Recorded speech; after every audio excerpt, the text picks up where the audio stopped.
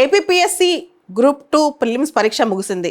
4,83,525 మంది ఈ పరీక్షకి దరఖాస్తు చేశారు. 4,04,037 మంది ఈ పరీక్షకు హాజరయ్యారు. ఇక్కడ మీరు గమనిస్తే పేపర్ చూడంగానే చాలామంది అభ్యర్థులు డీలా పడిపోయారు, భయభ్రాంతులకు గురయ్యారు.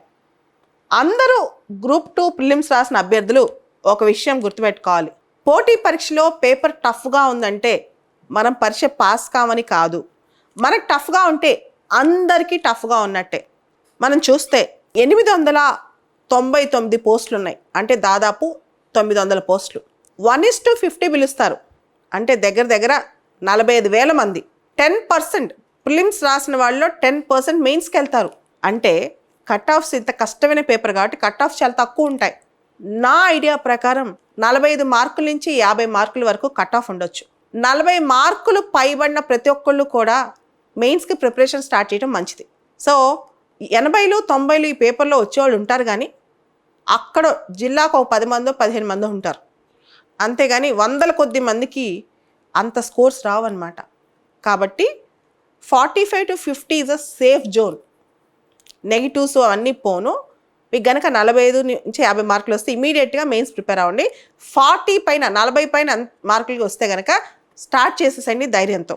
ఎందుకంటే 1:50 పిలవటం అంటే గొప్ప విషయం. అది దాదాపు 45,000 మంది మెయిన్స్కి వెళ్తారు కాబట్టి మీరు డీలా పడకుండా ఇమీడియట్గా 40 మార్కులు వచ్చినా సరే స్టార్ట్ చేసేసేయండి. గ్రూప్ 2 పేపర్లోంచి మనం చాలా పాఠాలు నేర్చుకోవాలి. కొన్ని సబ్జెక్టులు బాగా చదివి కొన్ని సబ్జెక్టులు వదిలేసి వెళ్ళకుండా. ఎందుకంటే ఏ సబ్జెక్ట్లో క్వశ్చన్స్ తేలిగ్గా వస్తాయి, ఏ సబ్జెక్ట్లో క్వశ్చన్స్ కష్టంగా వస్తాయో మనకు ముందు అర్థం కావట్లేదు. పరీక్షకి వెళ్తే మనం కష్టం అనుకున్న సబ్జెక్ట్లో తేలిగ్గా మార్కులు కొట్టేయచ్చు, మనం ఈజీ అనుకున్న సబ్జెక్ట్ కష్టం అవ్వచ్చు. ఉదాహరణకి మనం హిస్టరీ క్వశ్చన్స్ కానీ జాగ్రఫీ క్వశ్చన్స్ కానీ ఇవన్నీ తేలిగ్గా వచ్చాయి కంపారిటివ్లీ, అంటే కంపేర్ చేస్తే. కరెంట్ అఫైర్స్ కానీ మెంటల్ ఎబిలిటీ అయితే బాగా టఫ్గా వచ్చింది. సొసైటీ కూడా కొన్ని క్వశ్చన్స్ ఎవరు ఊహించని విధంగా వచ్చాయి. కాబట్టి మనం ఏ సబ్జెక్ట్లో ఈజీ క్వశ్చన్స్ వస్తాయి, ఏ సబ్జెక్ట్లో టఫ్ క్వశ్చన్స్ వస్తాయి ముందే ఊహించలేం. కాబట్టి ఈ పాఠం మనం గ్రూప్ 2 మెయిన్స్కి గ్రూప్ 1 ప్రిలిమ్స్కి నేర్చుకుని వెళ్ళాలి. అన్ని సబ్జెక్ట్స్కి ఈక్వల్గా ప్రయారిటీ ఇవ్వాలి ప్రిపరేషన్లో. అన్ని సబ్జెక్ట్స్ ఈక్వల్గా ప్రాక్టీస్ చేసి వెళ్ళాలి. ఒక సబ్జెక్ట్లో కాస్త తగ్గితే ఇంకో సబ్జెక్ట్లో మార్కులు గెలిచే అవకాశం దాంతోనే మనకు వస్తుంది. ఏపీపీఎస్సీ గ్రూప్ 2 ప్రిలిమ్స్లో సబ్జెక్టుల వారీగా ఒకసారి చూద్దాం.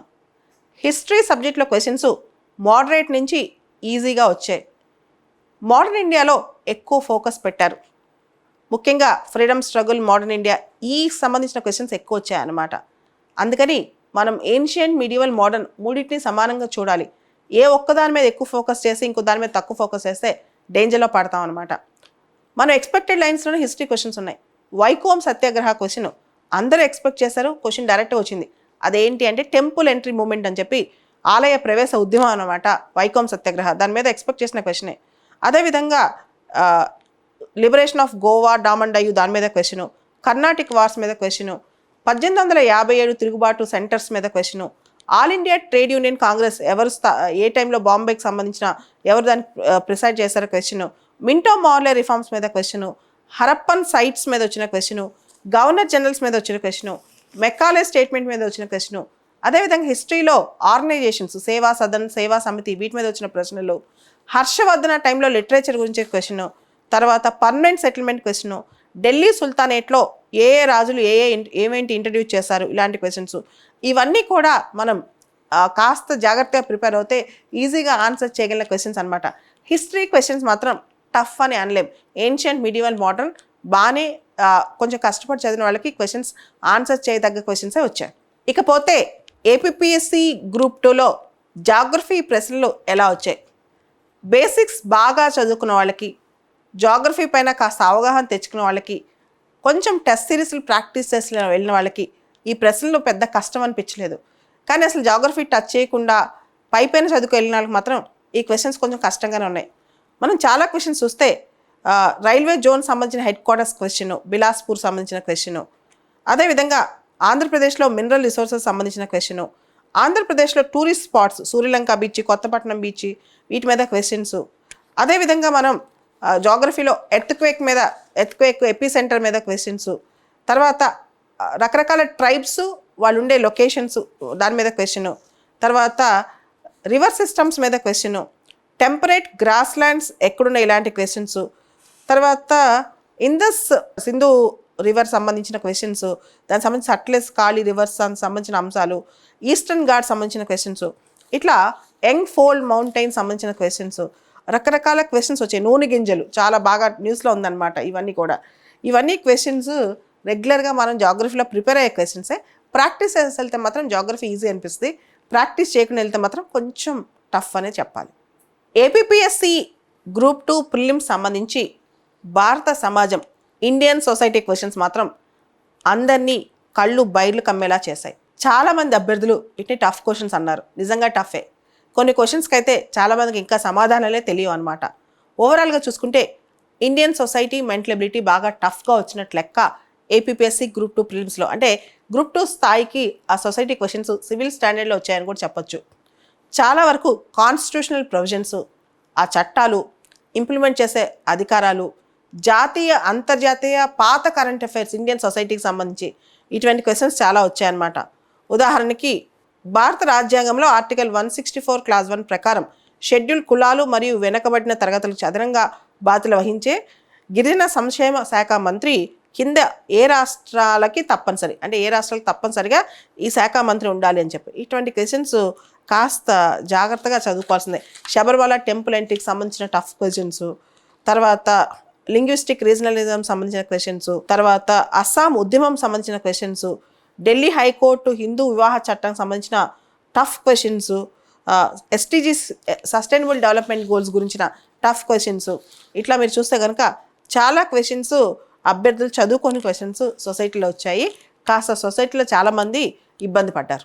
అయితే భారత సమాజానికి చెందిన క్వశ్చన్స్లో కొంత ప్రిపేర్ అయితే ఒక 15 క్వశ్చన్స్ వరకు అయితే పెట్టచ్చు. వివాహ వ్యవస్థల గురించి, లేకపోతే ట్రైబల్ కల్చర్స్ గురించి, వీటి గురించి కొన్ని క్వశ్చన్స్ మనం డైరెక్ట్గా కాస్త కష్టపడితే మనం గుర్తుపెట్టుకుని చేస్తే కనుక కొన్ని క్వశ్చన్స్కి ఆన్సర్స్ పెట్టే అవకాశం ఉంది. అంబేద్కర్ స్టేట్మెంట్ కానీ ఇలాంటి క్వశ్చన్స్కి చేసే అవకాశం మనకు కనిపిస్తుంది. కాకపోతే అంత ఈజీగా అయితే భారత సమాజం క్వశ్చన్ పేపర్ లేదు. ఇకపోతే కరెంట్ అఫైర్స్, బాగా ప్రిపేర్ అయిన వాళ్ళకి కరెంట్ అఫైర్స్ చాలా ఈజీ. అయితే ఇక్కడ విచిత్రమో ఆశ్చర్యమో చెప్పలేం, కానీ ప్రస్తుతం జరుగుతున్న కరెంట్ అఫైర్స్ కూడా మనకి ఎగ్జామ్లో వచ్చాయి. మిలాన్ ఎక్సర్సైజ్ మీద క్వశ్చన్ వచ్చింది. అదేవిధంగా 2024లో ప్రపంచ ఆరోగ్య సంస్థ మలేరియా రహిత ధృవీకరణ పత్రాన్ని ఏ దేశం సాధించింది. 2024 రిలేటెడ్ కరెంట్ అఫైర్స్ కూడా బాగానే కనిపించే క్వశ్చన్ పేపర్లో.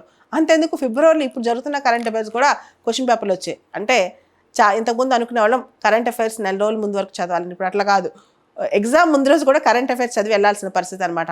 బాగా ప్రిపేర్ అవుతే 30 క్వశ్చన్స్లో కనీసం 20-25 క్వశ్చన్స్ కరెంట్ అఫైర్స్లో ఆన్సర్స్ పెట్టవచ్చు. చాలా క్వశ్చన్స్ మనం ముందే డిస్కస్ చేసిన క్వశ్చన్స్ కూడా చాలా వచ్చాయి కరెంట్ అఫైర్స్లో. మీరు కాస్త ఫాలో అయ్యి ఉంటే కనుక గత 6 నెలలు 7 నెలల నుంచి, అంటే సెప్టెంబర్, అక్టోబర్, నవంబర్, డిసెంబర్, జనవరి, ఫిబ్రవరి 6 నెలల్లోంచే ఎక్కువ కరెంట్ అఫైర్స్ వచ్చాయి. 30 క్వశ్చన్స్లో దాదాపు 20 క్వశ్చన్స్. ఏపీపీఎస్సి గ్రూప్ 2 ప్రిలిమ్స్లో మెంటల్ ఎబిలిటీ క్వశ్చన్స్ అందరికీ చుక్కలు చూపించాయి. ఇన్ఫ్యాక్ట్ చెప్పాలంటే క్వశ్చన్స్ టఫ్ అనే కన్నా లెందీ అని చెప్పొచ్చు. 30 క్వశ్చన్స్లో దాదాపు 10 క్వశ్చన్స్ పైన ఒక్కొక్క క్వశ్చన్ సాల్వ్ చేయాలంటే 5 నిమిషాలు తీసుకోవాలి. క్యాలిక్యులేషన్స్ కూడా చాలా చేయాల్సిన క్వశ్చన్స్ అనమాట. ఈ లెందీ క్వశ్చన్స్ వల్లే చాలామంది ఇబ్బంది పడిపోయారు. ఓవరాల్గా ఇంత టఫ్నెస్ అవసరమా మెంటల్ ఎబిలిటీ అనే ప్రశ్నించేవాళ్ళు కూడా చాలామంది ఉన్నారు. కాబట్టి ఎవరైతే అక్కడ స్టక్ అయిపోయారో, ఎక్కువ మెంటల్ ఎబిలిటీ మీద దృష్టి పెట్టి స్టక్ అయిపోయారో వాళ్ళ టైం చాలా వేస్ట్ అయి ఉంటుంది. అందుకనే మెంటల్ ఎబిలిటీ 10 మార్కులు వస్తే గుడ్, 15 మార్కులు వస్తే 30కి వాళ్ళు ఇంకా టాప్ అని చెప్పొచ్చు. అలా ఉంది ఏపీపీఎస్సి గ్రూప్ 2లో మెంటల్ ఎబిలిటీ క్వశ్చన్స్ పరిస్థితి. ఏపీపీఎస్సి గ్రూప్ 2 ప్రిలిమ్స్ ఓవరాల్గా మనం చూస్తే ఒక సెక్షన్నో 2 సెక్షన్లో నమ్ముకుని పరీక్ష వెళ్ళకూడదు. నేను మెంటల్ ఎబిలిటీ చాలా బాగా చేస్తాను, 30 out of 30, లేదా నాకు హిస్టరీ బాగా వచ్చు, అట్లా వెళ్ళకుండా అన్నీ కాస్త బ్యాలెన్స్డ్గా ప్రిపేర్ అయ్యి ఎక్కువ ఎగ్జామ్స్ ప్రాక్టీస్ చేసి నెగిటివ్ మార్కింగ్ని బాగా డీల్ చేయగలిగిన అభ్యర్థులే ఈ పరీక్షలు పాస్ అయ్యే అవకాశం కనిపిస్తుంది.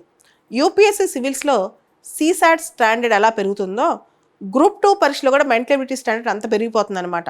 కాబట్టి ఏదో ఒక సెక్షన్లో ఒక సెగ్మెంట్ని నమ్ముకుని కాకుండా అన్నింటినీ బ్యాలెన్స్గా చేసుకుని వెళ్తేనే, టైం మేనేజ్ చేసి నెగిటివ్ మార్క్స్ని మేనేజ్ చేయగలిగితేనే అభ్యర్థి విజేత అయ్యే అవకాశం కనిపిస్తోంది. దాంతోపాటు కట్ ఆఫ్స్ మాత్రం గణనీయంగా తగ్గే అవకాశం కనిపిస్తోంది. 45 నుంచి 50 వస్తే బాగా వచ్చినట్టు, లేదా 40 వచ్చిన వాళ్ళు కూడా ప్రిపరేషన్ మొదలెట్టచ్చు. 100, 80 వచ్చేవాళ్ళు 100కో 1 ఒకళ్ళు ఉంటారు. అంటే 4 లక్షల మందిలో 100కి మించి 100 మందికి కూడా రావు.